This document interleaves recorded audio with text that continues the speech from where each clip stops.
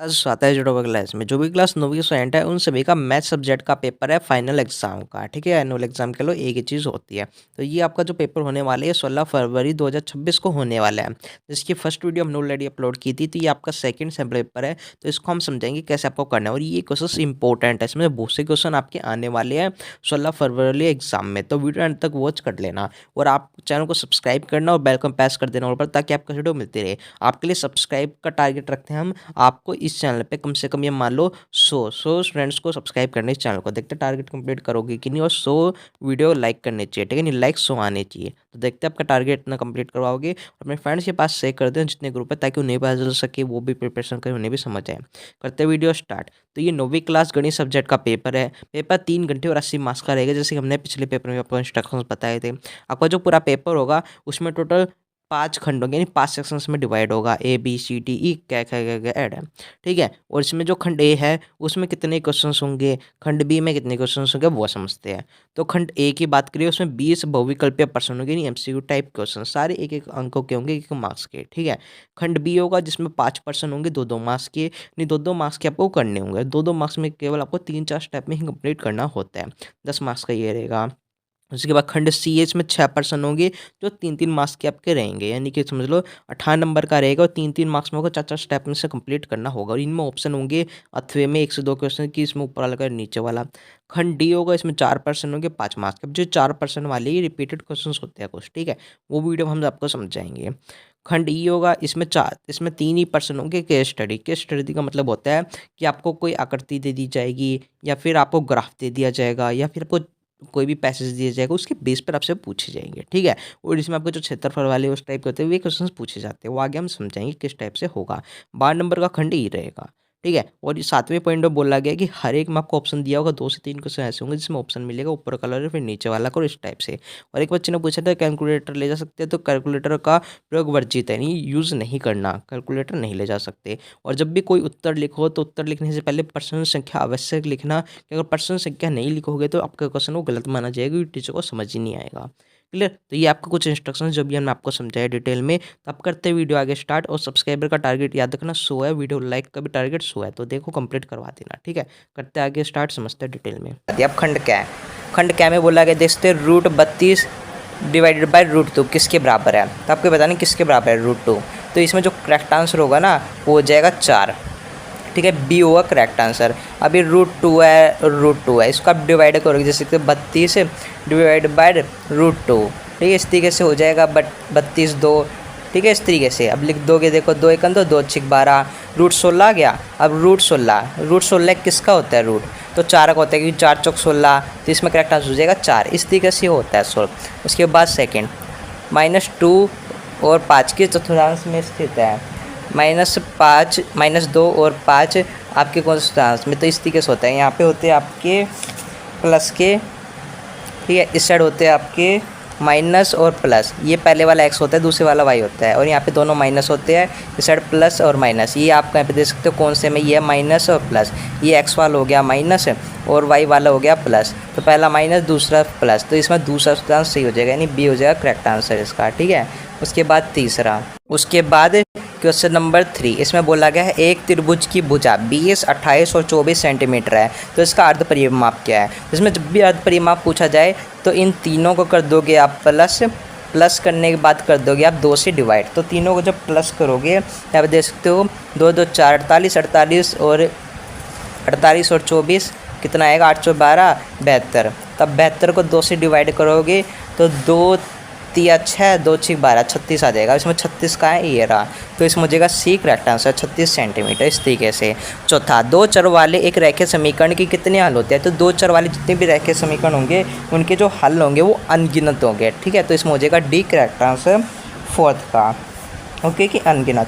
तो उसके बाद 5th, एक त्रिभुज ABC में यदि एंगल A 80 का है तथा AB इक्वल है BC, यानी ये आपको एंगल दिया हुआ है त्रिभुज। ठीक है, मान लो A है, ये B है और ये C है।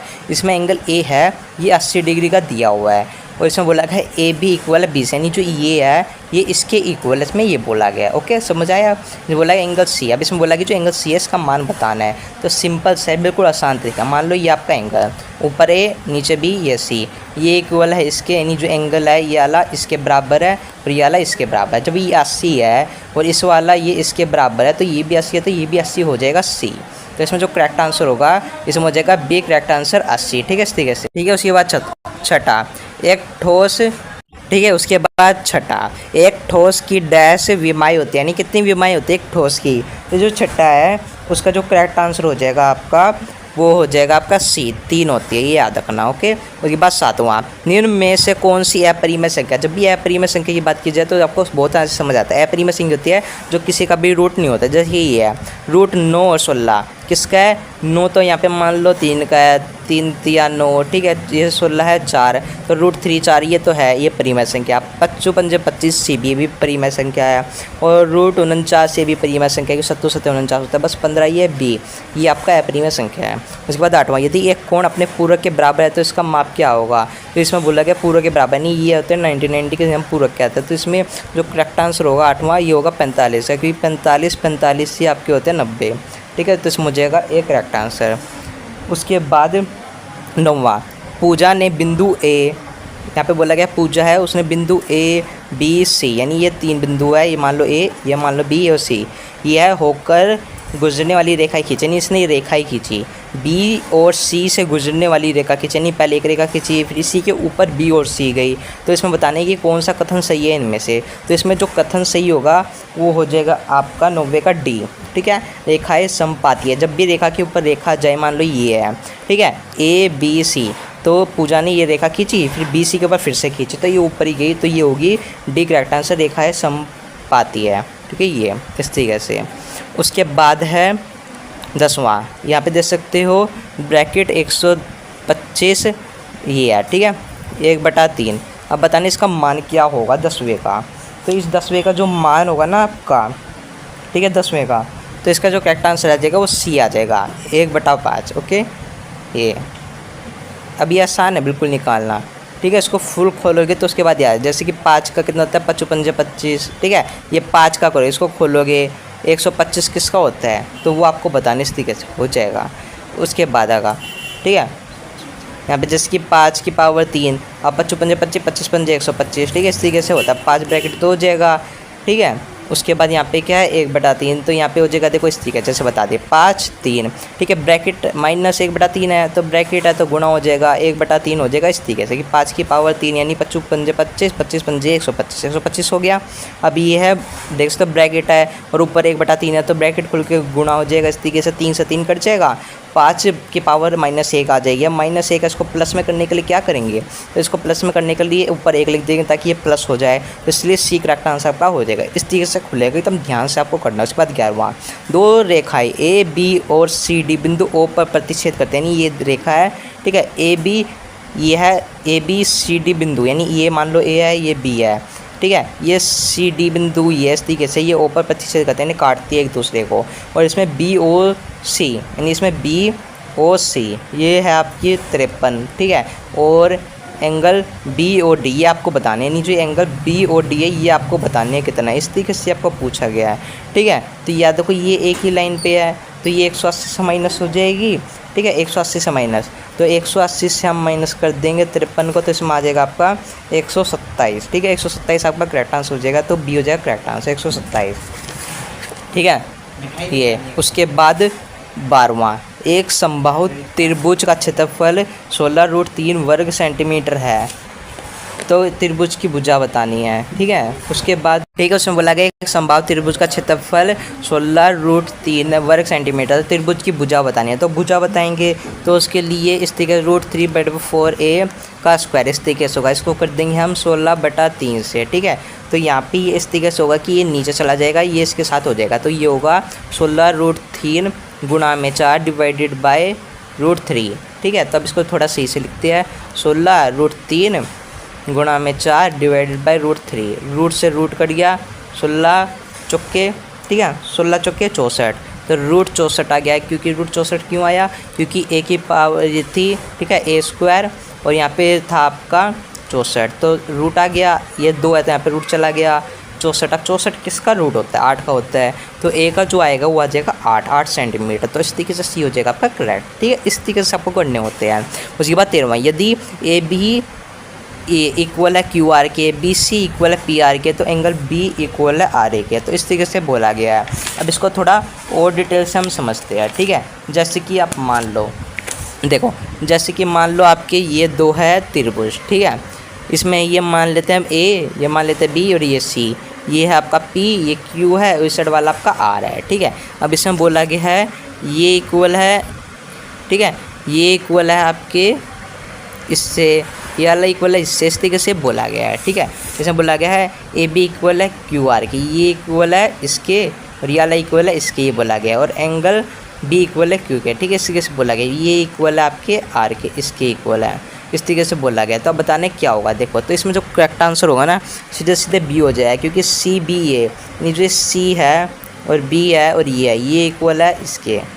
ठीक है, पी आर ओके, इस तरीके से ये होगा। ध्यान से आपको समझ के करना है। ओके, इस तरीके से ये बात समझनी है, फिर समझा। देखो मान लो ये 2 एंगल है, ये ए, ये बी, ये सी, ये पी, ये क्यू, ये आर।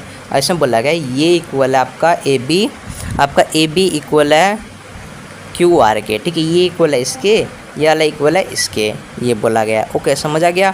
अब इसमें बोला गया है एंगल बी इक्वल है आर के, यानी जो एंगल बी है ये इक्वल है आर के। तो अब बताने में से कौन सा करेक्ट होगा, तो इसमें जो करेक्ट आंसर होगा ना वो बी होगा, क्योंकि सी बी है, यानी जो सी है ये बी है, ये इक्वल है पी आर क्यू के, यानी पी आर क्यू के। इसमें यही बोला गया है कि इसको ये बोला गया ये इक्वल है इसके, तो इसको हमें एंगल के रूप में बताते हैं। एंगल के रूप में जब दर्शाएंगे इस तरीके से भी हो जाएगा करेक्ट। ओके, 14, यदि 2 और 0 रेखा समीकरण 2x + 3y इक्वल के का एक हल है तो के का मान, इसमें सिंपल बोला गया है आपको के का मान बताना है। और जो इसमें 2 और ये 0 होती है इसको बिल्कुल आसानी से पहचान सकते हो, पहले वाला x होता है, दूसरे वाला y होता है। ठीक है, ये जो x होता है उसका मान 2 है, y का मान 0 है। ये आपको समझ आ गया।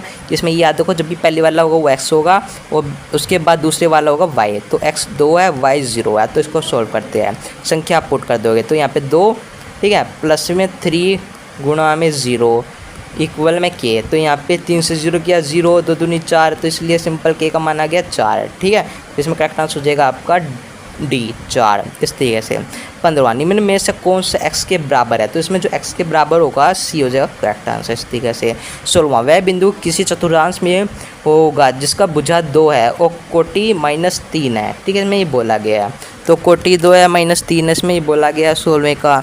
ठीक है, तो इसमें जो करेक्ट आंसर हो जाएगा वो हो जाएगा डी, चौथे वाले में। ठीक है, इस तरीके से। उसके बाद एक रेखा अपरिम होती है या उसके दशमलव निरूपित होती है, तो मैं बोला कि एक संख्या होती है वह अपरिम होती है यदि उसका दशमलव निरूपण हो। इसमें जो करेक्ट आंसर हो जाएगा ना सत्य रेखा, वो हो जाएगा आपका सी, शांत अनावर्ती, ये हो जाएगा करेक्ट आंसर। उसके बाद अगला करते हैं क्वेश्चन 18वां, 2 25 छेद रेखाएं द्वारा बनाई गई त्रिभुज, यानी दो ये त्रिभुज है, 2 25 रेखाएं द्वारा बनाई गई इस तरीके से। ठीक है, ऊपर ऊपर है।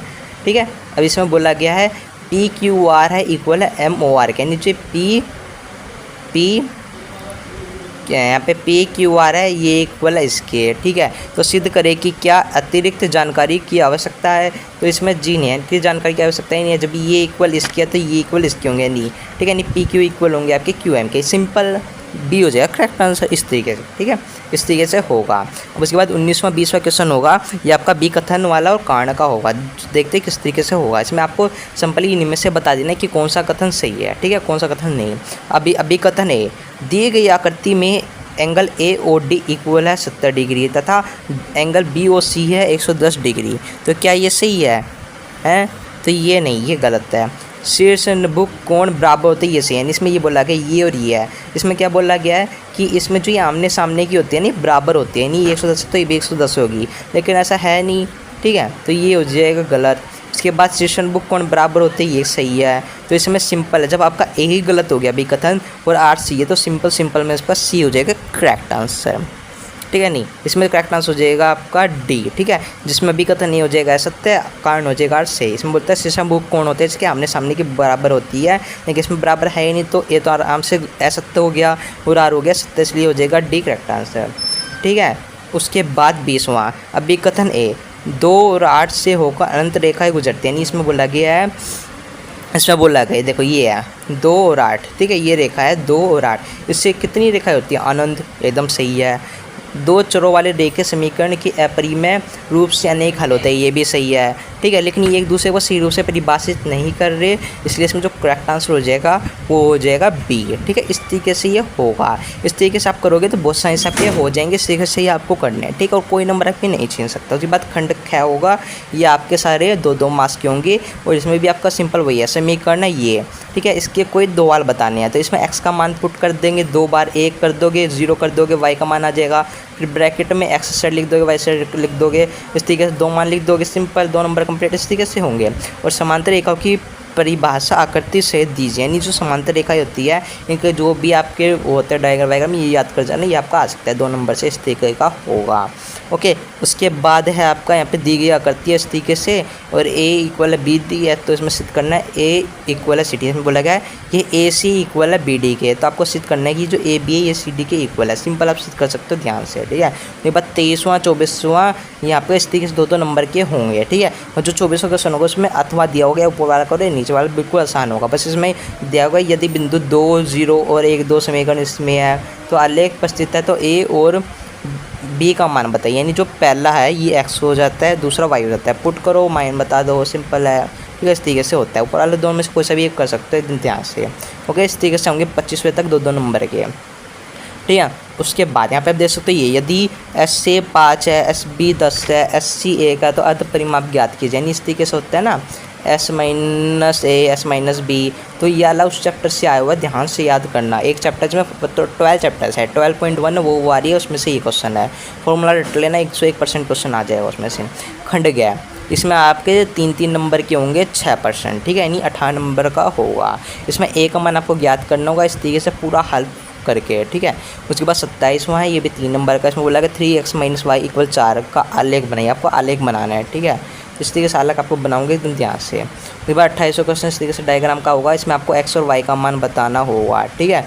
इस तरीके से होता है। तो ये आपका जब ये होंगे जब आप अपने फॉर्मूले रटे होंगे, तो फॉर्मूले रट लो जी जान लगा कर। और इसके अथवे वाला भी है, अथवे वाला भी इस तरीके से ये आया है। तो आप ये क्वेश्चन इस तरीके के आपके 101% आएंगे। तो इस जो भी ये चैप्टर से आया है उस चैप्टर के सारे फॉर्मूले रट लेना, फॉर्मूले याद होंगे, आपको पता होगा कि इसमें बराबर होते हैं तो कौन सा फॉर्मूला लगता है, कौन सा होता है, तभी आप ये कर पाओगे, ठीक है। तो फॉर्मूले रट लेना इन सभी के, ठीक है। इस तरीके से होगा। उसके बाद है 29वां या तो ऊपर वाला करो या नीचे वाला, ये आपका पहले चैप्टर से आया होगा, ठीक है। इस तरीके से तो 6 परिमेय संख्या ज्ञात कीजिए, तो ये इस वाला क्वेश्चन आपका 101% आएगा। तो पक्का जितना भी पहला चैप्टर है आपका उसमें ये वाला, इसमें से एक क्वेश्चन आपका पक्का आएगा, तो वो रट लो, 3 नंबर आपके कंप्लीट हो जाएंगे, ठीक है। पास आसानी से हो जाओगे मैथ के पेपर में, इतना आसान है। उसके बाद 30वें में त्रिभुज वाला है, इसमें भी 3 नंबर का, ठीक है। इसमें आपको दर्शाइए कि एंगल BCD का एक समीकरण है, यानी जो BCD समीकरण है ये आपको दर्शाना है, ठीक है। आपको बताया हुआ है साइड ये साइड बराबर ए साइड बराबर, इस तरीके से बताया हुआ है, ठीक है। फॉर्मूला पुट करो निकालो, इस तरीके से होंगे। और 31वें में आपको बताना है घास बिखरने की लागत बतानी है, तो फॉर्मूला पुट करो, लागत 2 मिनट में आ जाएगी, ठीक है। इस तरीके से आसान होते हैं, आसानी से कर सकते हो, ठीक है, ठीक है। 3-3 नंबर के है।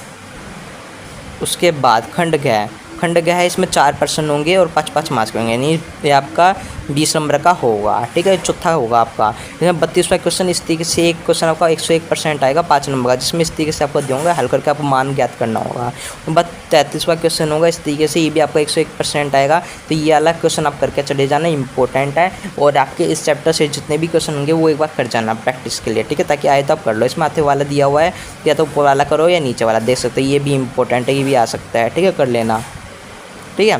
उसके बाद 34, इसमें ये ऊपर या नीचे वाला इसमें से एक करना है। आप देख सकते हो त्रिभुज समद्वि बाहु है, आपको सिद्ध करना है कि त्रिभुज और समद्वि बाहु है, इस तरीके से, ठीक है। समद्वि बाहु वाला क्वेश्चन आपका 1% आएगा, समद्वि बाहु वाला रट लेना, ठीक है, 5 नंबर का होगा। इस तरीके से क्वेश्चन आते हैं। 35वां है, इसमें आपको क्षेत्रफल ज्ञात करना। क्षेत्रफल वाला ये आसानी से होता है कि आपका छायावृत्ति भाग है, इसका क्षेत्रफल ज्ञात करना है इस वाले का, ठीक है। तो फॉर्मूला पुट करके हो जाएगा 5 नंबर कंप्लीट। उसके बाद खंड आया होगा, ये केस स्टडी है, यानी इसमें आपके जो 36वां क्वेश्चन है इस तरीके से डायग्राम दे दिया, अब इसमें बता दिया ये D ये C ये पॉइंट बता दिए कहाँ पे स्थित है, ठीक है। और इसके नीचे आपको कुछ पॉइंट्स दिए होंगे इस तरीके से 3। अब इसमें पहला क्वेश्चन खिलाड़ी A के निर्देशांक लिखिए, यानी इसमें जो खिलाड़ी है A इसका निर्देशांक लिखना है, यानी यहाँ पे कोई नंबर दिया हुआ, ये बताना है C कौन से पे स्थित है, ठीक है, इस तरीके से। यानी कि मान लो ये 4 है, तो एक्स वाई होता है, ठीक है, 4 है, ठीक है। इस तरीके से बताना है। जैसे कि मान लो इसमें, ठीक है, तो देखते हैं इसमें, तो इसमें जो आपका होता है, ठीक है, तो इसमें जो आपका पहला होगा एक्स, पहला होता है आपका माइनस का, ठीक है, इस साइड होता है आपका पहला माइनस का, तो इसमें आपका जो होगा 6 3, इस तरीके से हो जाएगा -6/3। एक खिलाड़ी का निर्देशांक -6 3, ठीक है, और उस खिलाड़ी का निर्देशांक लिखिए जिसमें एक्स अक्ष और लंबित दूरी 4 इकाई है। इस तरीके से आपको करना है, आसान होगा, कर लोगे, ठीक है। जैसे कौन सा खिलाड़ी दूसरे चतुर्थांश में, आप बताने दूसरे चतुर्थांश में कौन सा खिलाड़ी है, तो खिलाड़ी सी होगा दूसरे चतुर्थांश में, दूसरा चतुर्थांश है, ठीक है, इस तरीके से। ओके जी, आसानी से कर सकते हो, मुश्किल नहीं है आपके लिए, ठीक है। उसके बाद या तो ऊपर वाला करो या नीचे वाला, इस तरीके से ये 2 नंबर का होगा, आसानी से कर सकते हो, बिल्कुल आसान है। 37वां है, ये इस तरीके से होगा, इसमें आपको हल बताने होंगे, ठीक है, एल और एम का मान बताना होगा इस तरीके से। इसमें 3 पार्ट होंगे, 1 2 3, पहला 1 नंबर का, दूसरा 1 नंबर का, तीसरा 2 नंबर का, इस तरीके से हल करोगे मिल जाएंगे आंसर, ठीक है। इसमें एक ऑप्शन दिया होगा, ऊपर वाला है, नीचे वाला। इसमें नीचे वाला आसान है, जिसकी देखते हो कोण का युग एक्स और वाई का मान ज्ञात करना है, ठीक है, इस तरीके से। एक्स और वाई किस प्रकार के कोण है, नहीं एक्स वाई है, ये रहा वाई, ये रहा एक्स, इसका मान ज्ञात करना है। फॉर्मूला आपको पता ही होगा कि किसमें क्या लगता है, वो कर लोगे, ठीक है। वो 38वां पूरा पेपर का आखिरी क्वेश्चन होगा, ये भी बाकियों की तरह जो 36वां 37वां वैसे ही है, बस आपको इस तरीके से दे दिया गया। अब इसमें ए को हर का परिमेय कीजिए और वाई के हर का परिमेय, नहीं परिमेय करके आप बताना है, इस तरीके जो ही नहीं है परिमेय वाला ही आए, और भी क्वेश्चन कोई रिपीट होकर आ सकता है, तो इस तरीके क्वेश्चन होता है, आपको ये समझो, ओके। ये है, उसमें अथवा आपको जोड़ दिया होगा, जितने भी पैसेज होंगे अथवा जोड़ दिया होगा, आप ऊपर वाला कसते नीचे वाले, ये सिर्फ 2 ही नंबर में होंगे, ठीक है, इसमें नहीं होगा एक नंबर वाले में। तो इस तरीके से पूरा पेपर समझा दिया, इस तरीके से आपको करना है, और आपने आराम से किया क्वेश्चन पुट करके तो आप पक्का पास हो जाओगी, ये याद रखना, ठीक है। हम आपको मिलते हैं नेक्स्ट वीडियो में, तब तक जय हिंद जय भारत। कोई डाउट हो कमेंट में जरूर लिखना, इस वीडियो को अपने फ्रेंड्स के पास शेयर कर दो धड़ाधड़, ताकि सभी समझे पिछली बार का पेपर कैसा है, तो इस बार का भी आपको इसी तरीके से देखने को मिल जाएगा और इसी लेवल का, ठीक है। जय हिंद जय भारत।